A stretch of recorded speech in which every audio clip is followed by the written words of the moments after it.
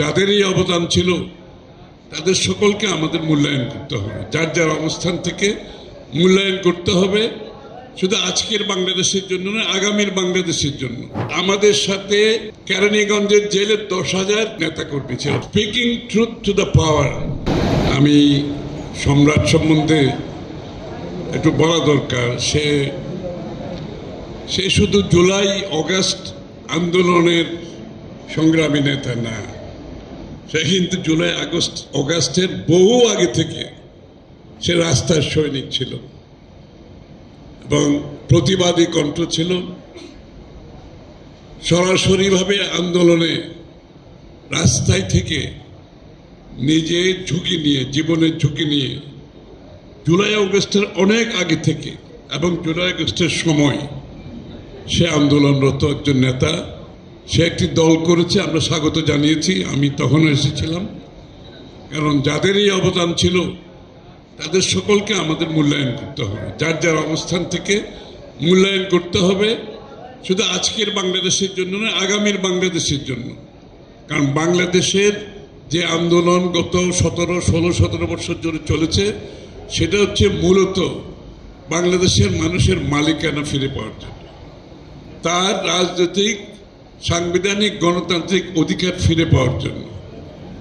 বহু লোক জীবন দিয়েছে, বহু লোক পঙ্গু হয়ে গেছে, বহু লোক ব্যবসা বাণিজ্য হারিয়েছে, বহু লোক একেবারে তার সব সম্পদ হারিয়ে এখনো দিশেহারা অবস্থায় আছে। বহু লোক দেশ ছেড়ে পালিয়ে গেছে, সাংবাদিক সহ দেশ ছেড়ে পালিয়ে গেছে, দেশে থাকতে পারেনি। এই সকলে মিলেই আজকে এই সফলতা আমরা অর্জন করতে পেরেছি।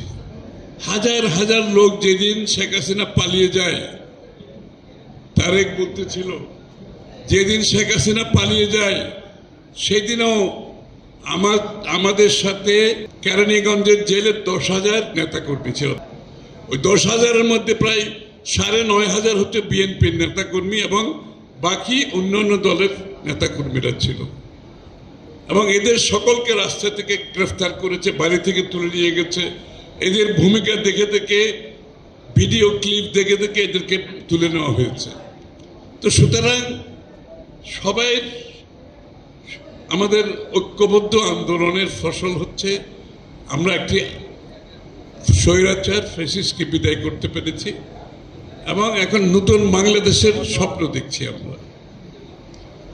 আমি অত্যন্ত একটা আশাবাদী মানুষ, যে অনেকে বলেছে বিগত দিনে এটা হচ্ছে, সেটা হয়েছে, আগামী দিনে এটা হবে, সেটা হবে।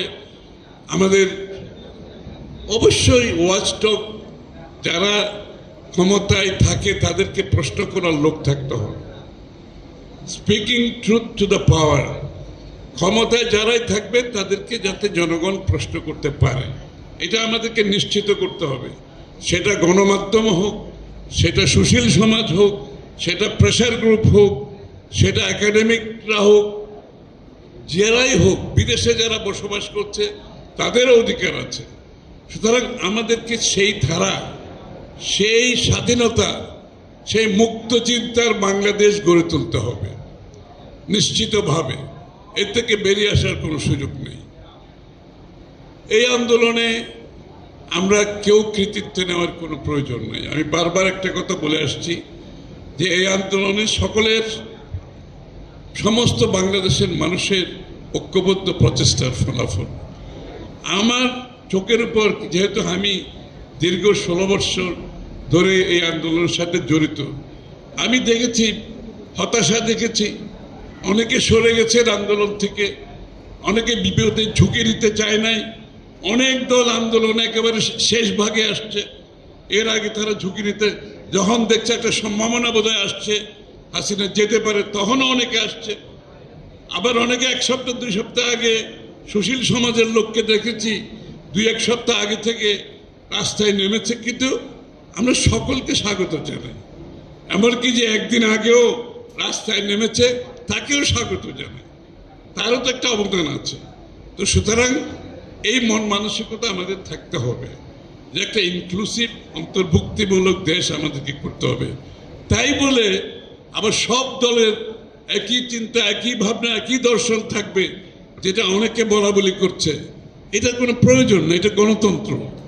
গণতন্ত্রের অর্থ হলো প্রত্যেকটি দলের নিজস্ব দর্শন আছে, ভাবনা আছে, চিন্তা আছে, তাদের ভবিষ্যৎ কর্মপন্থা আছে।